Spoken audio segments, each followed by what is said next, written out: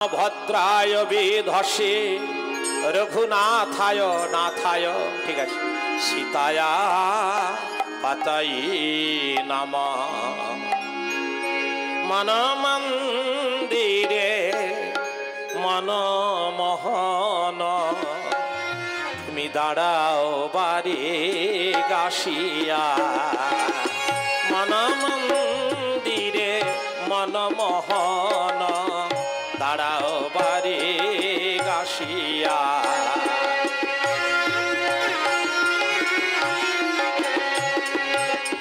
উছলে আমার প্রেমের যমুনা, উছলে আমার প্রেমের যমুনা, নামে যাক তাহে ভাসিয়া, দাঁড়াও বাড়ি গাছিয়া। মন মন্দিরে মনমোহন, দাঁড়াও বাড়ি গাছিয়া।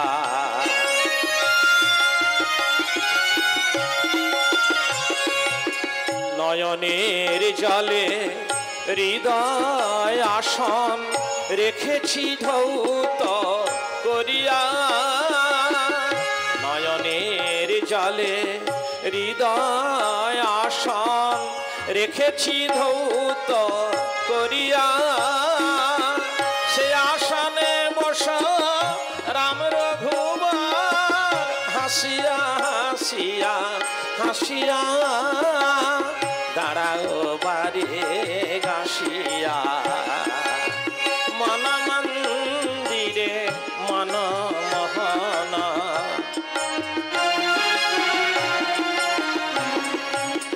জ্বালিবে নাকি গো জ্ঞানের প্রদীপ, অজ্ঞান আধার নাসিয়া।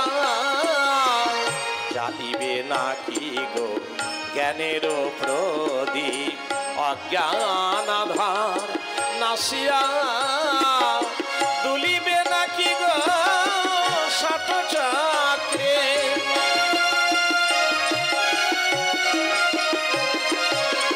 দুলিবে নাকি গো ষাট চক্রে, ফুল দল দোলা লাগিয়া, দাঁড়াও বাড়ি গাছিয়া।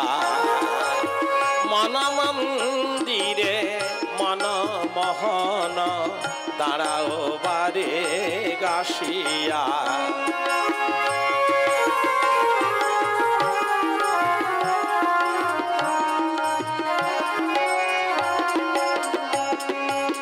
বহুদিন ধরে রেখেছি সাদরে কল্পনা মালা গাঁথিয়া। বহুদিন ধরে রেখেছি সাদরে কল্পনা মালা গাঁথিয়া। সে মালা পরহি রাম রঘুবর, হাসিয়া হাসিয়া হাসিয়া।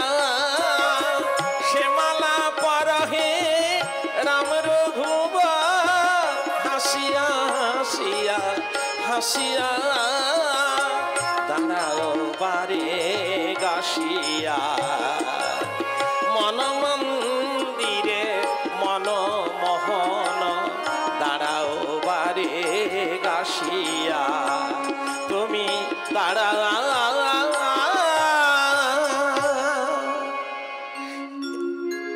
মন সর্বদা সীতারামের যুগল পদ চিন্তা করো, রসনা তুমি সেই রাম গুণগান করো। চিরকাল তোমার সমান ভাবে যাবে না, এমনই একদিন আসবে যে মুখে রাম নাম হরিনাম কৃষ্ণ নাম বলতে অসমর্থ হবে। তাই বলি রসনা, আগে থেকে এই নাম অভ্যাস করো, যেন শেষের সেই দিন তুমি তোমার জিহ্বাতে উচ্চারণ করতে পারো। হ্যাঁ, ওই যে সমন দমন রাজা দশানন, রাবণ দমন রাম রে।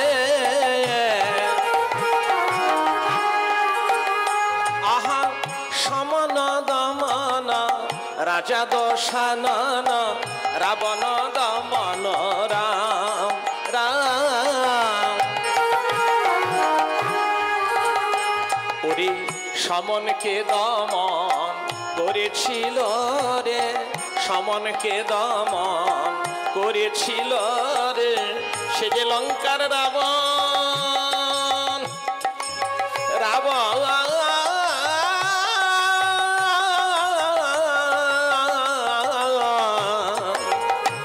আহা লঙ্কার রাবণ তার বাহু বলে সমনকে দমন করেছিল রে, রাবণ দমন রাম রাম।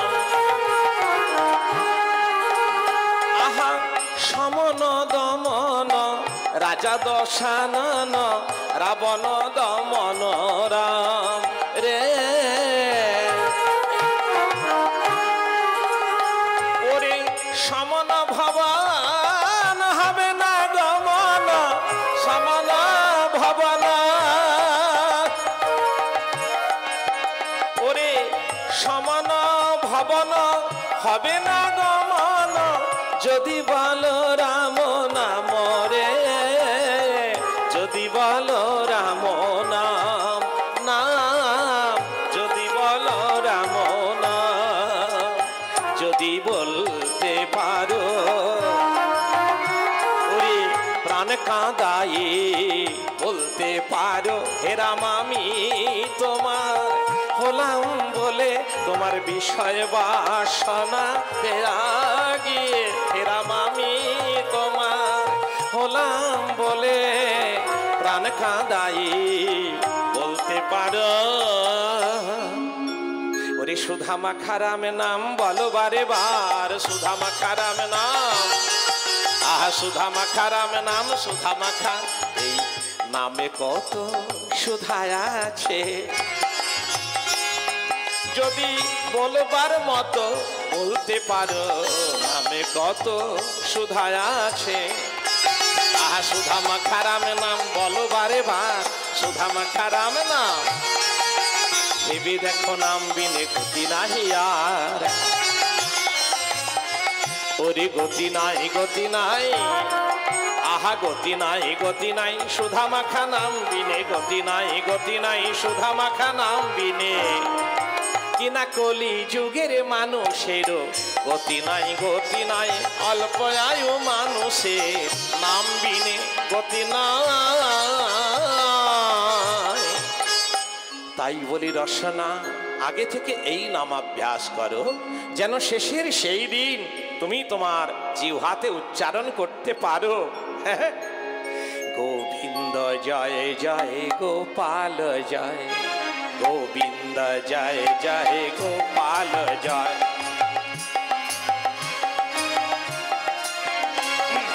গোবিন্দ জয় জয় গোপাল জয়, গোবিন্দ জয় জয় গোপাল জয়, রাধার মন হরি গোবিন্দ জয়, রাধা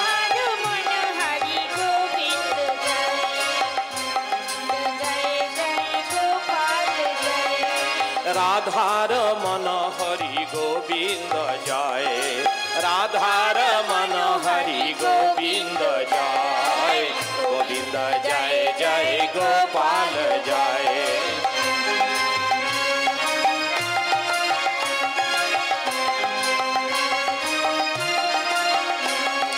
যমুনা তটচারী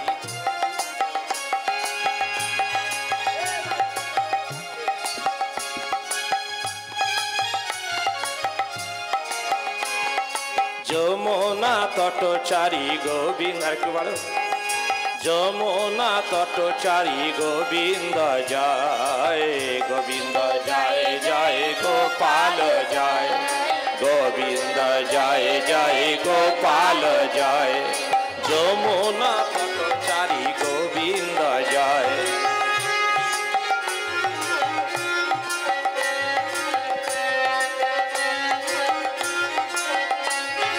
যমুনা তটচারী গোবিন্দ জয়, গোবিন্দ জয় জয় গোপাল জয়, গোবিন্দ জয় জয় গোপাল জয়।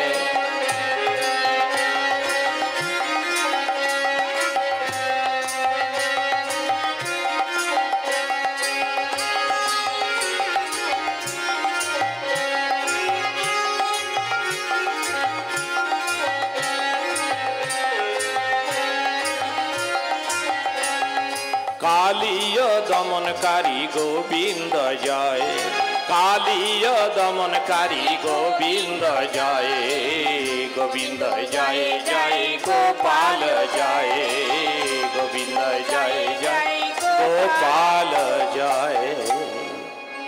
জয় নিত্যানন্দ জয় গৌরচন্দ্র, জয় অদ্বৈত চন্দ্র জয় গৌর ভক্ত বৃন্দ, জয় নিত্যানন্দ।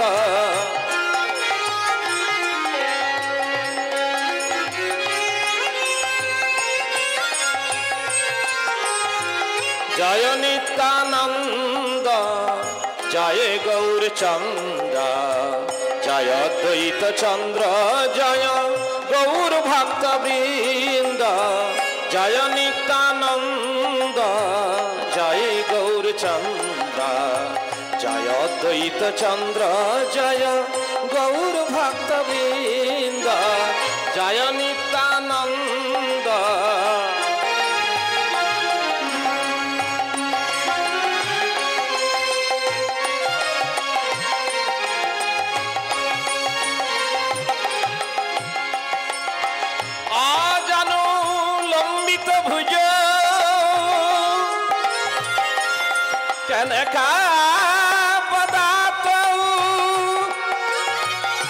সংকীর্তনৈক পিতর কমলায় তক্ষৌ, বিশ্বম্ভর দ্বিজবর যুগধর্ম পালৌ, বন্দে জগত প্রিয় করো করুণা অবতার। জয় নিত্যানন্দ জয় গৌরচন্দ্র, জয় অদ্বৈত চন্দ্র জয় গৌর ভক্ত বৃন্দ, জয় নিত্যানন্দ।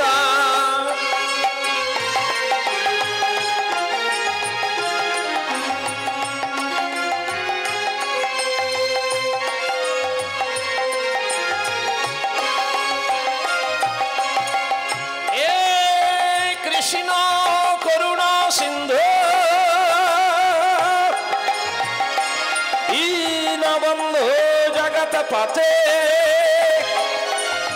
গোপেশ গোপিকা কান্ত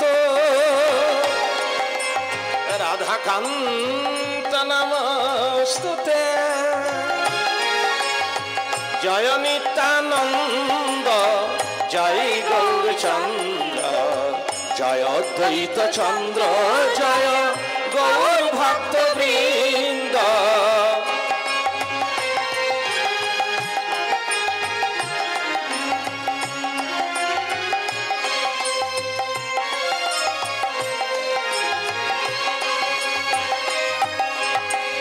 তপ্ত কাঞ্চন গৌরাঙ্গী রাধে বৃন্দাবনেশ্বরী, বৃষভানুসুতে দেবী তগ নমামি হরি প্রিয়ে।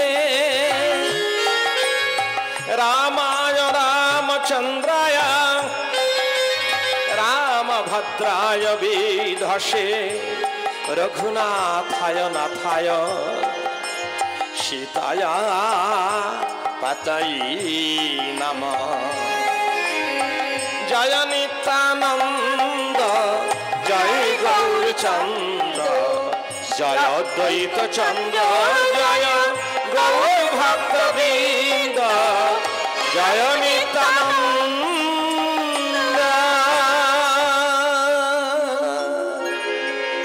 ক্রেত যদ্ধায়ত বিষ্ণু ত্রেতায়ং যজত মুখৈ, দাপরে পরিচর্যায়ং কালৌ তদ হরি কীর্তনা। সত্য, ত্রেতা, দাপর, কলি, এই তো আমাদের চার যুগ। এই চার যুগে ধর্ম এক নয়, ভিন্ন ভিন্ন ধর্ম। তাই শাস্ত্র নিরূপণ করেছেন সত্য যুগে ধ্যান, ত্রেতা যুগে যাগযজ্ঞ, দাপর যুগে পূজার্চনা, আর কলি যুগে কেবল ভগবানের নাম গুণগান শ্রবণ কীর্তনের দ্বারায় তার কৃপা বা তার দর্শন পাবো। এটা কেন হলো? সত্যযুগে মানুষেরা ধ্যান করে ভগবানকে লাভ করতেন, ত্রেতা যুগে যাগযজ্ঞ করি, দাপর যুগে পূজা অর্চনা, কলিযুগে কেন শুধু ভগবানের নাম গুণগান শ্রবণ অথবা কীর্তন করলেই তার কৃপা পাবো। কেন হলো না, কলিযুগের মানুষের পরমায়ু অতি অল্প। কত পরমায়ু? 40, 50, 60, 70, নহে বা শতেক ওর। ইহার ভিতরে কখন কি হয় তাহা কি জানো রে তো? হ্যাঁ, সত্যযুগের মানুষের আয়ু 100,000 বছর, মানে 1,00,000 বৎসর। ত্রেতা যুগের মানুষের আয়ু 10,000 বছর। দাপর যুগের মানুষের আয়ু ছিল 1,000 বছর। কিন্তু আমাদের এই কলিযুগে মাত্র 100 বছর। 100 বছর কজনা বা যাচ্ছেন? 50 পেরোলেই সে অতি বৃদ্ধ। হ্যাঁ, আরো ক্রমে কমে আসবে। কলির শেষ প্রান্তি 12 বছর হলেই তার মৃত্যু হবে। হ্যাঁ, বৃদ্ধ অবস্থা হবে। তো এই কলির এই দুরবস্থা, তাই শচীর দুলাল শ্রীমান মহাপ্রভু কলিযুগের মানুষের এই আয়ু, এই অবস্থা দেখে তিনি অবতীর্ণ হলেন। আজ থেকে 538 বৎসর আগে শ্রীধাম নবদ্বীপে শ্রীমান মহাপ্রভু অবতীর্ণ হয়ে তার হেমদণ্ড বাহু উত্তোলন করে বারবার উচ্চারণ করে গেলেন, রে কলির জীব, হরির নাম হরির নাম, হরির নামৈব কেবলম, কালৌ নাস্তেব নাস্তেব নাস্তেব গতির অন্যথা। রে কলির জীব, তোরা শুধু হরিনাম কর, তোরা আকুল হয়ে ডাক। এখানে ধ্যানের প্রয়োজন হবে না, এখানে যাগযজ্ঞের প্রয়োজন নেই। পূজা অর্চনা করতে পারো ভালো, না করলেও দরকার হয় না। শুধু হা গোবিন্দ, হা রাম, হা কৃষ্ণ, যিনি যার উপাসক তার নাম আকুল হয়ে করলেই তিনি কৃপা করবেন, কোনো সন্দেহ নেই। শুদ্ধ চিত্তে এক মনে তার নাম করতে হবে। কেমন? তাই আজকের এই রাত্রিতেই আমাদের সেই ফাল্গুনী পূর্ণিমা তিথি অবতীর্ণ হচ্ছেন। কারণ এই তিথিতেই আমাদের যুগাবতার কলিহত জীবকে উদ্ধার করবার জন্য শ্রীমান মহাপ্রভু আবির্ভূত হয়েছিলেন। সর্বসদ্গুণ পূর্ণতাং বন্দে ফাল্গুনী পূর্ণিমায়াং শ্রীকৃষ্ণ চৈতন্য কৃষ্ণ নামাভি বৈবস্বত্ব মনুরক্ষ অষ্টং বিংশতি যুগ সম্ভবে চতুর্দশ শকাব্দে বৈ সপ্তবর্ষ সমন্বিতে ভাগীরথী তটে রম্মা শচী গর্ভ মহার্ণবে রাহুগ্রস্ত পূর্ণিমায়াং গৌরাঙ্গ প্রকট ভবেত। ভাগবতের এই শ্লোকটি ব্যাখ্যা করিলে বোঝা যায়, হ্যাঁ, চতুর্দশ শতাব্দী সপ্তবর্ষ সমন্বিতে, অর্থাৎ 1407 সেই শতাব্দী তিনি এসেছিলেন। সেই হিসেব করিলে দেখা যায় 538 বৎসর আগে তিনি এসেছিলেন। তিনি আবির্ভূত হয়েছিলেন জগৎ সংসারে কলিহত জীবকে উদ্ধার করবার জন্য। তিনি যখন আবির্ভূত হন, যেই ফাল্গুনী পূর্ণিমা তিথি ভাগীরথী তটে শচী মার গর্ভে, সেই তিথিটা কিন্তু ফাল্গুনী পূর্ণিমা তিথি, কিন্তু রাহুগ্রস্ত পূর্ণিমা। রাহুগ্রস্ত, হঠাৎ দেখা গেল বিরাট চাঁদের মতো এক থালা, সোনার থালার মতো চাঁদ উদয় হলো। কিন্তু দেখা গেল বিরাট একটা রাহু এসে তাকে গ্রাস করে ফেলেছে। সকলে আতঙ্কিত। এ তো মানে এই চন্দ্রগ্রহণের যোগ ছিল না, হঠাৎ করে হয়ে গেল, মানে কিছু একটা বিপদের একটা সূচনা দিচ্ছে। সকলে ভয়ে আতঙ্কে, হ্যাঁ, আত্মহারা হয়ে ভগবানের নাম ছুটোছুটি করছে এদিক ওদিক। আবার কেউ জ্ঞানী গণিগণ বলছে, না না না, ছুটোছুটি করো না, তোমরা ভগবানের নাম করো। কৃষ্ণ কেশব কৃষ্ণ কেশব কৃষ্ণ কেশব পাহি মাম, রাম রাঘব রাম রাঘব রাম রাঘব রক্ষ মাম। কৃষ্ণ কেশব কৃষ্ণ কেশব কৃষ্ণ কেশব পাহি মাম, রাম রাঘব রাম রাঘব রাম রাঘব রক্ষ মাম। কৃষ্ণ কেশব কৃষ্ণ কেশব কৃষ্ণ কেশব পাহি মাম, রাম রাঘব রাম রাঘব রাম রাঘব রক্ষ মাম। কৃষ্ণ কেশব কৃষ্ণ কেশব কৃষ্ণ কেশব পাহি মাম, রাম রাঘব রাম রাঘব রাম রাঘব রক্ষ মাম। কৃষ্ণ কেশব কৃষ্ণ কেশব কৃষ্ণ কেশব পাহি মাম রাম রাঘব রাম রাঘব রাম রাঘব রাক্ষমাম রাম রাঘব রাম রাঘব রাম রাঘব রাক্ষমাম। তাহলে মহাপ্রভু একসাথে তিনটি গ্রহণ করেছিলেন। কি গ্রহণ? এই যে পরিবেশ যদি ভালো না, এই যে আমরা গান বাজনা করছি, এই স্টেজটি যদি না থাকতো, এত সুন্দর মাইক লাইট যদি না থাকতো, বা আপনারা যদি আসনে সুন্দরভাবে বসে আমাদের আশীর্বাদ না করতেন, এইভাবে কি এ গান পরিবেশন করা সম্ভব হতো বাবা? হতো না। তাই পরিবেশকে ঠিক করতে হবে। তাই মহাপ্রভু ভগবানের নাম যাতে সকলে গ্রহণ করে, এই পরিবেশটাকে ঠিক করার জন্য, কারণ ভয় না দেখালে কেউ তো ভগবানের নাম নেবে না।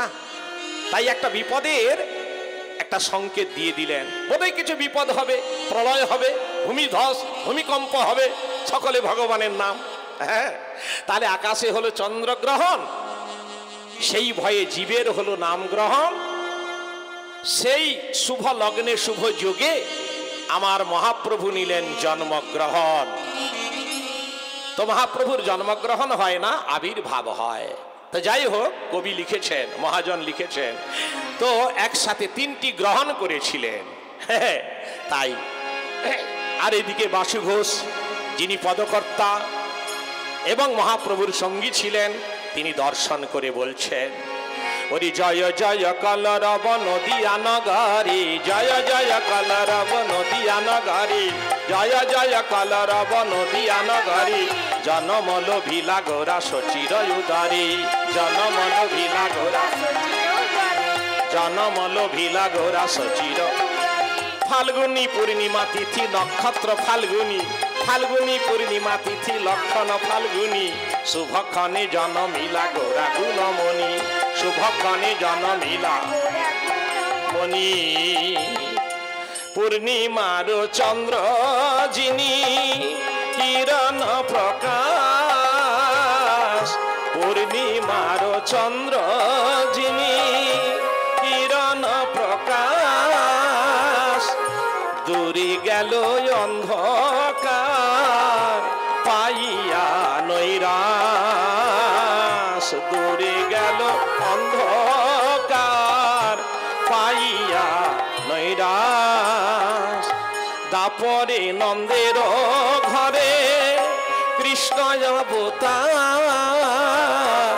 দাপরে নন্দের ঘরে কৃষ্ণ অবতার, আপনি করিল সেই অসুর সংহার। সচির উদরে এবে জন্ম নদিয়াতে, সচির উদরে এবে জন্ম নদী, কলিযুগের জীবী সব নিস্তার করিতে। বাসুদেব ঘোষ কহে মনে করি আশা, বাসুদেব ঘোষ কহে মনে করি আশা, গৌরপদ দ্বন্দ্ব মনে করিয়া ভরসা, গৌরপদ দ্বন্দ্ব মনে করিয়া ভরসা। দেখতে দেখতে ওই রাহু সরে গেল, পূর্ণ চাঁদ জগৎ সংসারে প্রকাশিত হলো। আর পল্লীবাসীগণ সবাই দেখলো জগন্নাথ মিশ্র অর্থাৎ মহাপ্রভুর পিতা, তার ঘরে যেন আগুন লেগে গিয়েছে। সকলে ভয়ে আতঙ্কিত হয়ে ছুটে চলেছি, ওরে চল চল, আরে জগন্নাথ মিশ্রের ঘরে বোধহয় আগুন লেগে গেছে। আগুন নয়, সে ওই আকাশের চাঁদকে ম্লান করে যেন নূতন চাঁদের আবির্ভাব ঘটেছে। মহাজন লিখেছেন, সচির কোলে চাঁদের উদয় দেখবি যদি আয়, সচির কোলে চাঁদের উদয় দেখবি যদি আয়।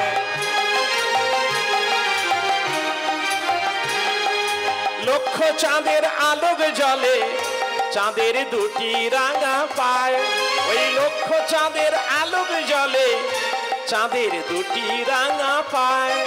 সচির কোলে চাঁদের উদয় দেখবি যদি আয়, ওরে সচির কোলে চাঁদের উদয় দেখবি যদি আয়।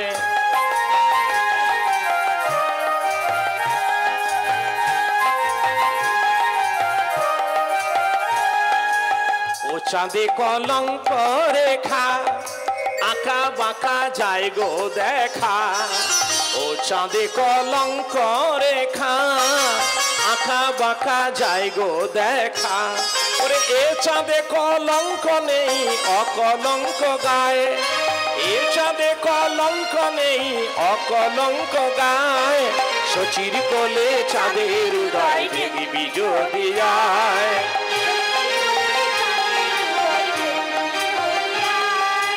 অনাথ বন্ধু ভেবে বলে, অনাথ বন্ধু ডেকে বলে, ওরে যাও রে তোমরা চাঁদের কোলে। ওরে মানব জন্ম করে সফল ধরে ওই চাঁদেরই প্রায়। ওরে মানব জন্ম করে সফল ধর রে গোরা চাঁদের পায়। শচীর কোলে চাঁদের উদয় দেখবি যদি আয়। শচীর কোলে চাঁদের উদয় দেখবি যদি আয়। তাহলে গোরা চাঁদ তো যদিও রামায়ণ গান গাইব, তবে এই কথাটি কেন বাদ পড়বে বাবা? তো আমরা কীর্তন গানও মাঝে মধ্যে করতে হয়। হ্যাঁ, এটি আমার একটি ক্যাসেট আছে, বাসুদেব ঘোষের পদাবলী ক্যাসেট। তো আজকের দিনে, আজকের তিথিতে, ঠিক ঘোরতর পূর্ণিমা মানে ফাল্গুনী পূর্ণিমা তিথি, আমার মহাপ্রভু যুগাবতার আবির্ভূত হয়েছিলেন। আর সেই মহাপ্রভুকে রাধা কৃষ্ণের যুগল মূর্তি আমার মহাপ্রভু গৌর সুন্দর কেন হলো? কেন হলো? বাসুদেব ঘোষ ঠাকুর তিনি সুন্দর ব্যাখ্যা করেছেন। রাধা রানী গোবিন্দকে যা কিছু নিবেদন করেছেন, গোবিন্দ বিনিময়ে দিতে চেয়েছেন, রাধারানী কিছু গ্রহণ করেননি। নিষ্কাম প্রেমের আরাধিকা ছিলেন রাধিকা। কেমন? কিন্তু ভগবান যে যা কিছু ভগবানের উদ্দেশ্যে দেন তা বেশি করে তিনি ফিরিয়ে দেন ভগবান সেই ভক্তকে। কিন্তু যদি গ্রহণ না করেন ভগবান ঋণী হয়ে থেকে যান।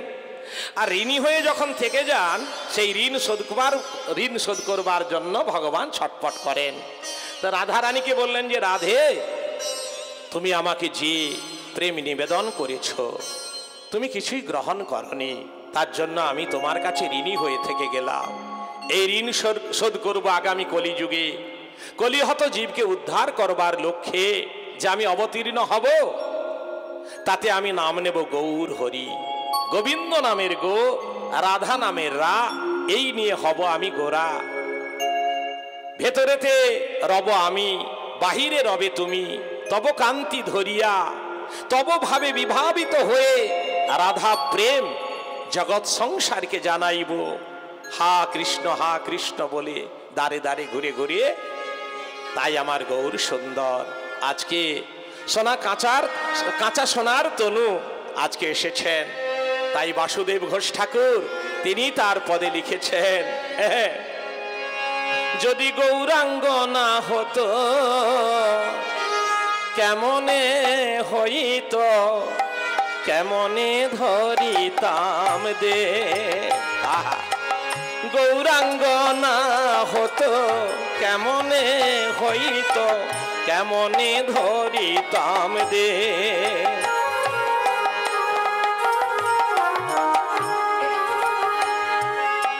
রাধার মহিমা প্রেম রস সীমা, রাধার মহিমা প্রেম রস সীমা, জগতে জানা তোকে,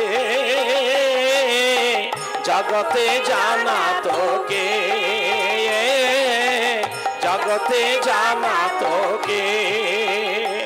বলে কে জানা তো রাধার মহিমা, কে জানা তো আমার গৌর যদি না আসিত রাধার মহিমা, কে জানা তো জগতে জানা তোকে।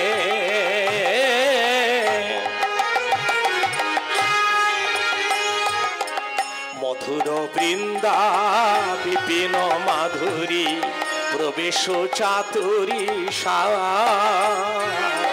মধুর বৃন্দা বিপিন মাধুরী বিষ চাতুরী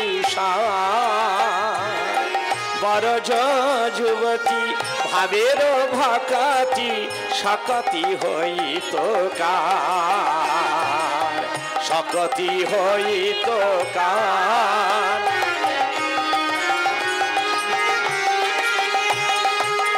গাও গাও পুন গৌরাঙ্গের গুণ সরল করিয়া মন,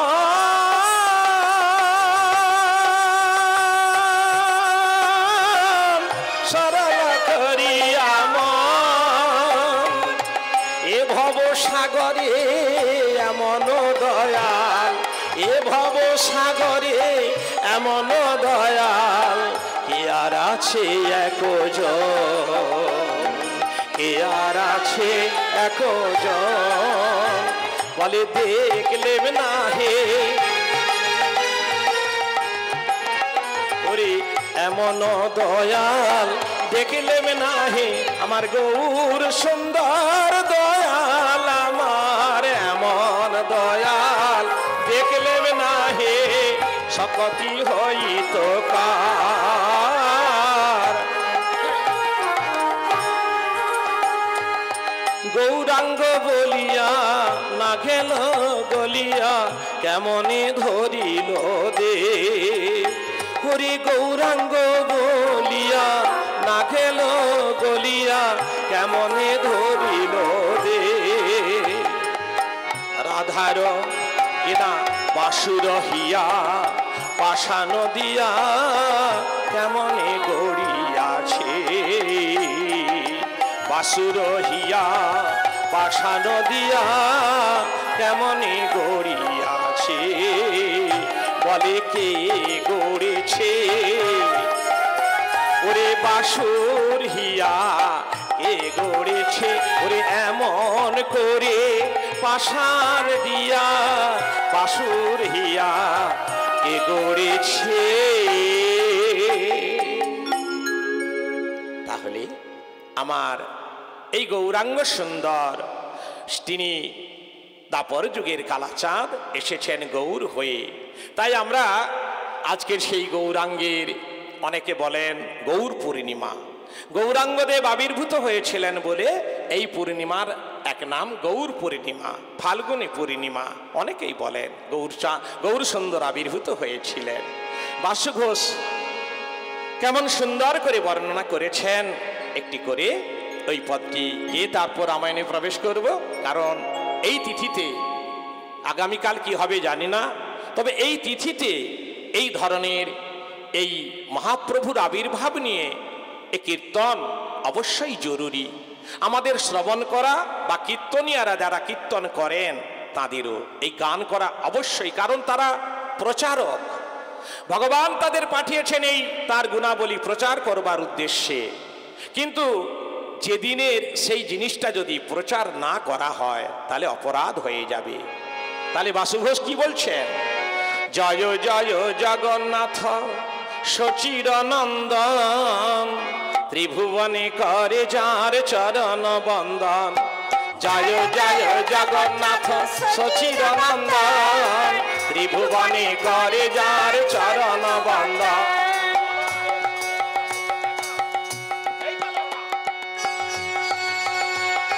জয় জয় জগন্নাথ সচিরনন্দন, ত্রিভুবনে করে যার চরণ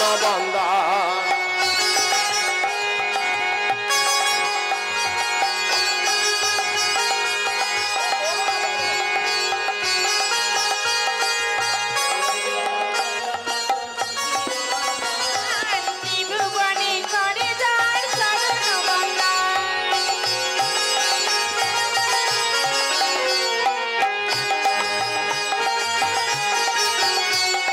জয় জয় জগন্নাথ সচিরনন্দন, ত্রিভুবনে করে যার চরণ বন্দন।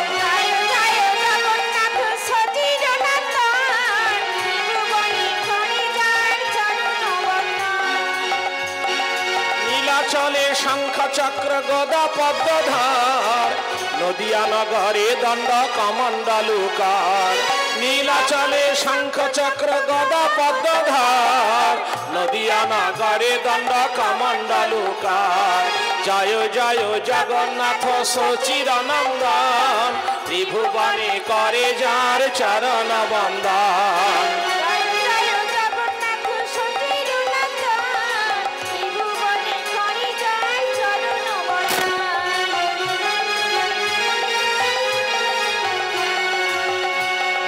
কেহ বলে পূরবেতে রাবণ বধিলা, কেহ বলে পূরবেতে রাবণ বধিলা, গোলকের বৈভব লীলা প্রকাশ করিলা। কেহ বলে পূরবেতে রাবণ বধিলা, গোলকের বৈভব লীলা প্রকাশ করিলা।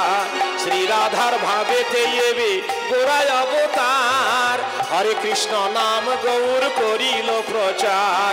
জয় জয় জগন্নাথ সচিদানন্দন।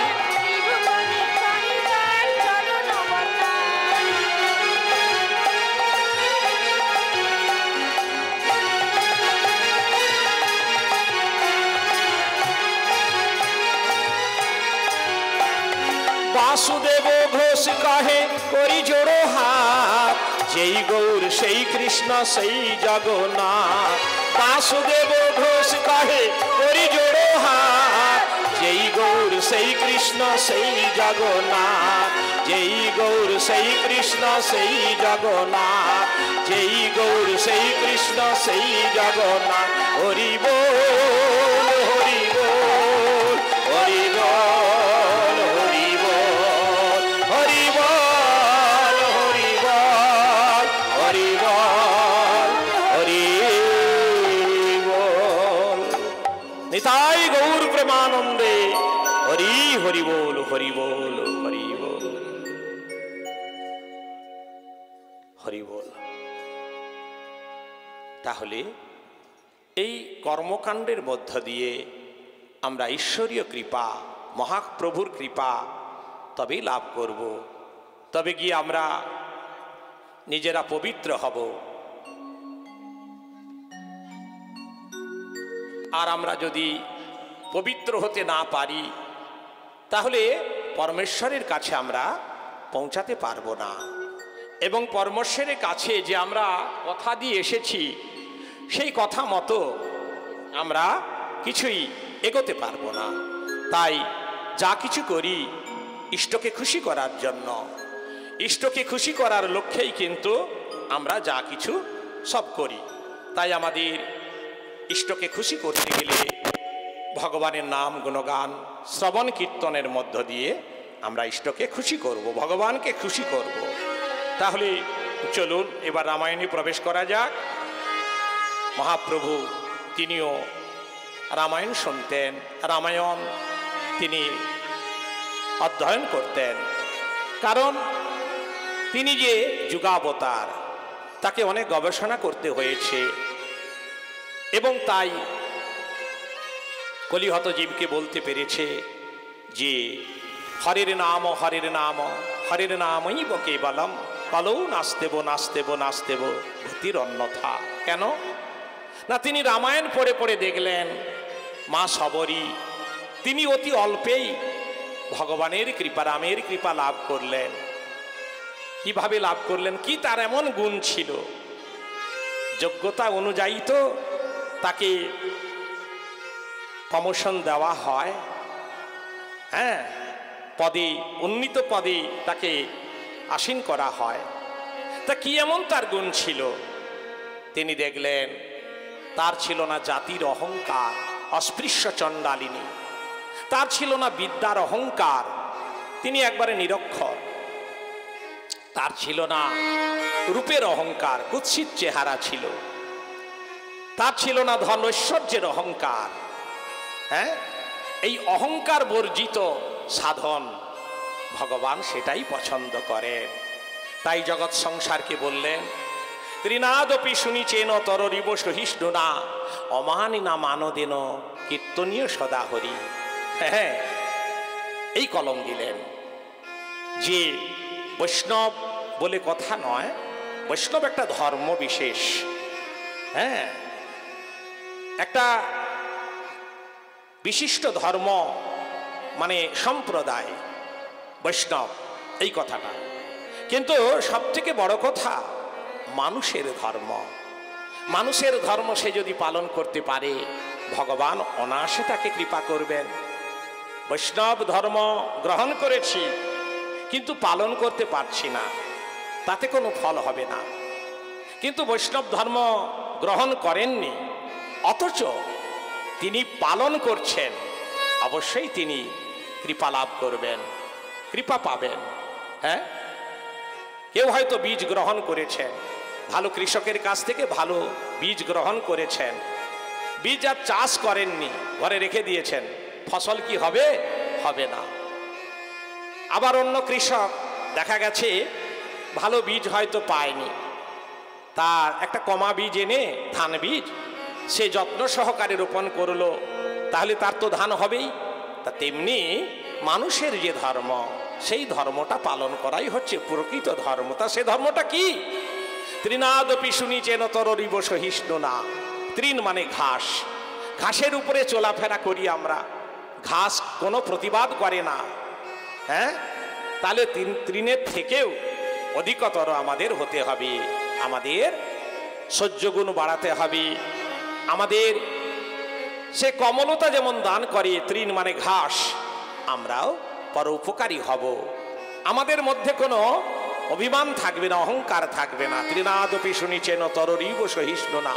তরুবর একটা বড় বৃক্ষ, শীতকালে তার তলায় দাঁড়ান কিছু হলে গরম লাগবে, গরমের দিনে দাঁড়ান একটু হলেও ঠান্ডা লাগবে, আবার শীতকালে বর্ষাকালে দাঁড়ান কিছু হলেও বৃষ্টি কম পড়বে। কিন্তু সেই বৃক্ষের অবস্থা কেমন? কালবৈশাখী ঝড়ের দাপটে এদিক ওদিক হয়ে যায়, ডালপালা ভেঙে মুজুড়ে দেয়, চুপচাপ সে ঠায় দাঁড়িয়ে থাকে নির্বিবাদে, কোনো প্রতিবাদ করার সুযোগ নেই। তো এটাই হচ্ছে মানব চরিত্র। আবার তৃণাদপি শুনিচেন তররিব সহিষ্ণু না অমানি না মানদেন কীর্তনিয়া সদাহরি। আমি আমার মানটাকে বড় করে দেখব না, অপরকে মান্যতা দেব, হ্যাঁ, সর্বদা হরি কথা আস্বাদন করব। এটা হচ্ছে মানব জাতির, আমরা যে মানব, এইগুলি মানব বলেই কিন্তু আমরা মানব হয়েছি। আর যদি আমরা মানতে পারি তাকেই বলা হচ্ছে বৈষ্ণব বা বৈষ্ণব ধর্মাবলম্বী। তাদের অবশ্যই এই কথাগুলি মান্যতা দিতেই হবে, না হলে অপরাধ হয়ে যাবে। তাহলে তাই মহাপ্রভু সেই রামায়ণ পাঠ করে জানতে পারলেন সবরই তার ছিল কোনো বিদ্যার অহংকার, জ্ঞানের মানে ওই জাতির অহংকার, রূপের অহংকার, ধনৈশ্বর্যের অহংকার, এগুলি ভক্তি পথের কাঁটা, এগুলি কিছুই ছিল না।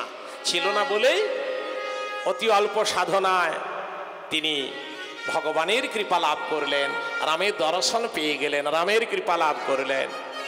তাই মহাপ্রভু উপদেশ দিলেন যে হে জগৎবাসী, হে কলিহত জীব, তোমরা যদি ওই সবরীর মতো নিরহংকার ভাবে ভজন করতে পারো, ভগবানের নাম করতে পারো, অবশ্যই ভগবানের কৃপা লাভ করতে অবশ্যই পারবে। কেমন? তা চলুন আমরা চলে যাই অযোধ্যায়। আমি দিনহীন, সেই রামকথা বলবার মতো যোগ্যতা নেই, যেভাবে তিনি কৃপা করে বলাবেন, গুরুদেব যেভাবে আশীর্বাদ করবেন, আমাদের শ্রী শ্রী রাধা মদন মোহন জিউ, রেবতী বলরাম জিউ, শ্রী শ্রী রাধা গোবিন্দ জিউ, সর্বোপরি আপনারা আমাদের কাছে দেবদেবী তুল্য। আপনারা যেভাবে আশীর্বাদ করবেন, আমার স্বর্গীয় পিতামাতা যেভাবে আশীর্বাদ করবেন, সেইভাবে রামচরিত কথা বর্ণিত হবে। আমি দিনহীন আজ থেকে প্রায় 42-43 বৎসর আগে এ গান শুরু করেছিলাম ভগবানের কৃপায়। হরিহরপুর বাসিনী মা ভগবতী মা, তিনি স্বর্গলাভ করেছেন, এতখানি আমাকে স্নেহ করতেন।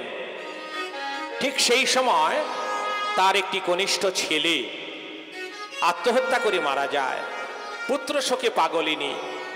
আমরা গান গাইছি, আমাদেরকে এনে বাড়িতে গান গাওয়ালেন এবং দেখে মনে হলো যে তার হারা পুত্র যেন আমাদের মধ্যে দেখা যাচ্ছে। তাই তিনি পুত্র স্নেহে আকুলি বিকুলি হতেন। আমাদের ছেলে বলেই তিনি মানতেন, আমরাও আমাদের মা বলেই মানতাম। তো তিনি যখন শেষ যাত্রা তার নাথ জামাইয়ের বাড়িতে রাজনগরে সেই সামাট নিবাসী, তিনি রাজনগরে থাকতেন, সেখানেই মা ছিলেন। সেখানে গিয়ে রামায়ণ একটু শোনাবার সঙ্গে সঙ্গে তিনি কিছুক্ষণ পরে একটু আমার সঙ্গে কথা বললেন, আশীর্বাদ করলেন, যা চুপ হয়ে গেল। তারপর উনি শেষ নিঃশ্বাস ত্যাগ করলেন, স্বর্গ লাভ করলেন। এইভাবে অনেকেই পরলোকে গেছেন, তাদের আত্মার শান্তির কামনা করি। তো আপনারা অনেকে আছেন, আমাকে সে ছেলেবেলায় দেখেছেন, আজও অবধি আপনাদের আশীর্বাদের জোরে এই জায়গায় রয়েছি, এই ধরনের গান গাইছি। রেডিও দূরদর্শন